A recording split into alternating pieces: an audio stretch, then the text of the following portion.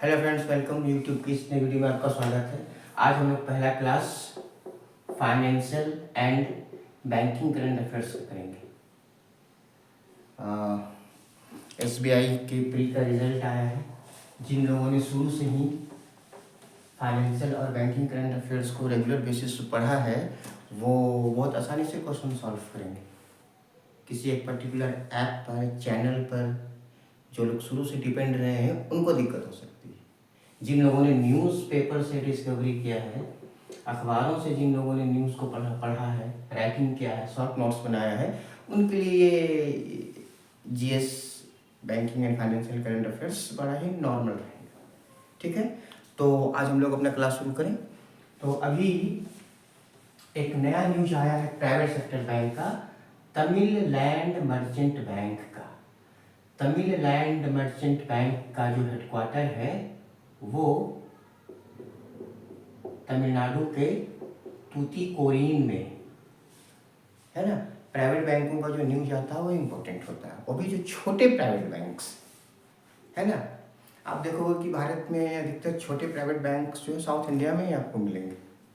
ठीक है, तो तमिललैंड मर्चेंट बैंक ने अपने ब्रांच एक्सपेंशन प्लान के थ्रू 6 नए ब्रांच को ओपन किया है।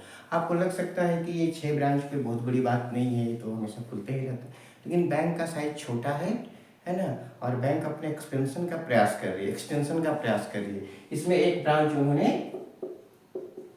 अयोध्या में भी ओपन किया है, ये बात आप ध्यान में रखिएगा। छोटा सा न्यूज है, इसी तरह से करके छोटे छोटे न्यूज को कलेक्ट किया जाता है और नोट्स बनाया जाता है, ताकि जब एग्जामिनेशन का समय आए तो पर्टिकुलरली पूरी तरह से किसी ऐप या चैनल पर डिपेंड ना रहे। ठीक है, अच्छा। सेंट्रल बैंक ऑफ इंडिया का एक न्यूज आया है जिसमें इस बैंक ने पीएसबी अलायंस लिमिटेड के साथ एग्रीमेंट किया है। ये जो पीएसबी अलायंस लिमिटेड है वो भारत के सरकारी बैंकों के द्वारा बनाई गई एक संस्था है, एक कंपनी है। अब इसमें होगा क्या, तो इसमें पीएसबी अलायंस प्राइवेट लिमिटेड से जो एमओयू हुआ है उसमें डिजिटल सप्लाई चेन फाइनेंस का बिजनेस किया जाएगा। देखिए, हो सकता है अगले एसबीआई में ये क्वेश्चन आ जाए। ठीक है, अगला नंबर हम लोग शुरुआत करते हैं। एक न्यूज काफी पॉपुलर रहा है, जिसको हम कहते हैं MPS, minimum public share holding. ये जो एमपीएस का नाम है वो security and exchange board of India, SEBI का गाइडलाइन है। सेबी का ये कहना है कि हमारे देश में जो कंपनीज हैं, शेयर मार्केट में रजिस्टर्ड कंपनी है, जिनके शेयर्स होते हैं, तो उनको अपने टोटल शेयर्स का मिनिमम 25% एमपीएस करना पड़ेगा, मिनिमम पब्लिक शेयर होल्डिंग करना पड़ेगा, है ना।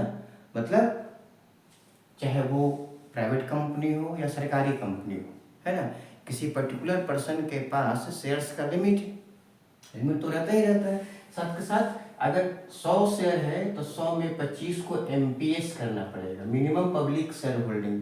देश की जनता को बेचना पड़ेगा, है ना। कैसे? स्टॉक एक्सचेंज के माध्यम से। तो अभी हाल ही में ये जो न्यूज आया उसमें IOB, Indian Overseas Bank, Bank of Maharashtra, Central Bank of India, Punjab and Sindh Bank और यूको बैंक, ये बहुत ही जल्दी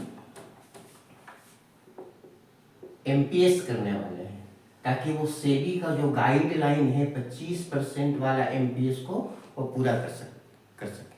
ठीक है, ध्यान में रखिएगा। हम लोग अब अगला न्यूज़ देखते हैं। एक न्यूज जो काफ़ी इम्पोर्टेंट है और आगे के एग्जामिनेशन में पूछने की पूरी संभावना है, वो है AU small bank. AU small bank का हेडक्वार्टर जयपुर में है और ये भारत का सबसे बड़ा स्मॉल बैंक। ठीक है, तो एयू स्मॉल बैंक ने अभी बॉन्ड के थ्रू 770 करोड़ रुपए जमा किए।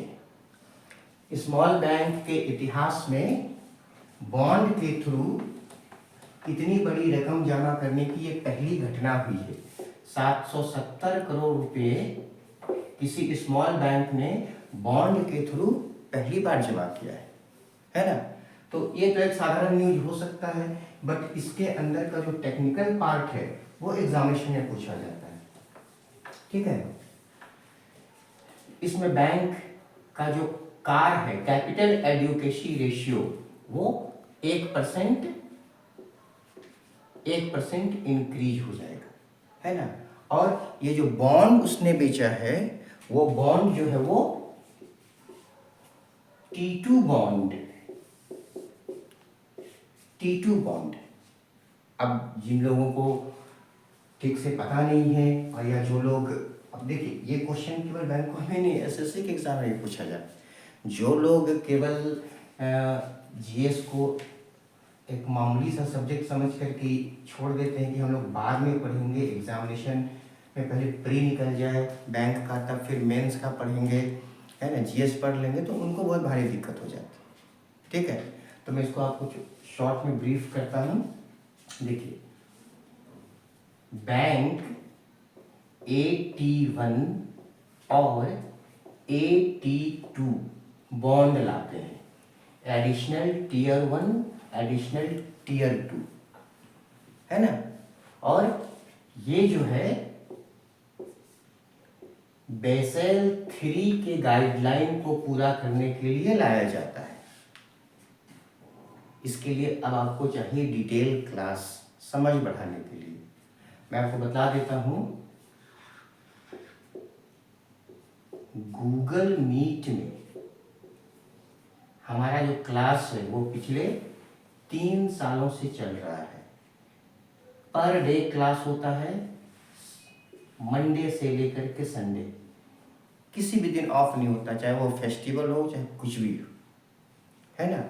अगर नॉर्मल कंडीशन है तो क्लासेस कभी ऑफ नहीं होता, जिसमें हम लोग काफ़ी डिटेल से बैंकिंग और फिनांस के बारे में और एसएससी के लिए टॉपिक वाइज स्टडी करते हैं। उसका बहुत सारा पीडीएफ भी अवेलेबल है। जिनको पीडीएफ चाहिए होगा वो थंबनेल में जो व्हाट्सएप नंबर दिया है उसमें आप मैसेज कर सकते हैं। ठीक है, तो इस बॉन्ड के लिए HDFC बैंक जो है वो एंकर इन्वेस्टर है। एंकर इन्वेस्टर जो ज़्यादा मात्रा में उस बॉन्ड को परचेज करेगा। ठीक है, अच्छा,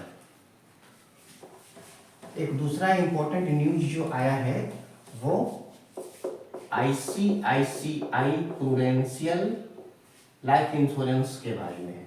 ये जो ICICI प्रूडेंशियल लाइफ इंश्योरेंस है, इसको इनकम टैक्स ने 328.4 करोड़ रुपीस का इनकम टैक्स का नोटिस सर्व किया है। ध्यान रखिएगा, बड़ी कंपनियों को अगर आईटी डिपार्टमेंट्स के द्वारा टैक्स का नोटिस सर्व किया जाता है तो आपके एग्जामिनेशन में क्वेश्चन बनने की संभावना ज़्यादा रहती है।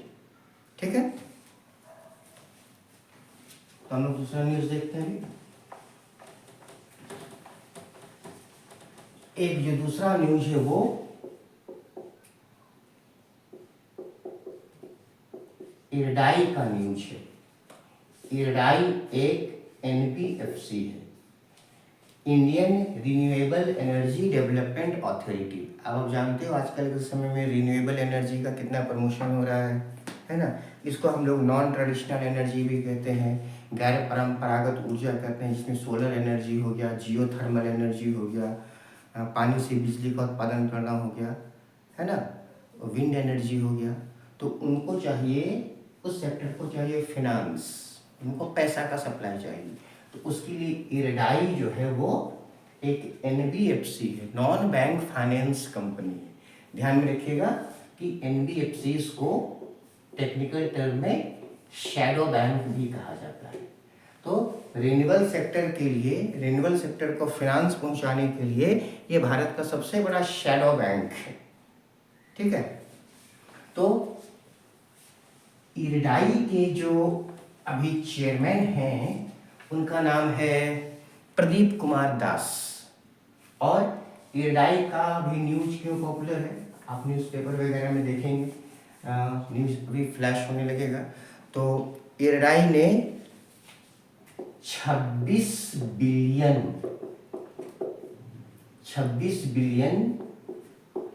जापानी येन, ये जापान की करेंसी, 26 बिलियन जापानी येन का लोन जो है वो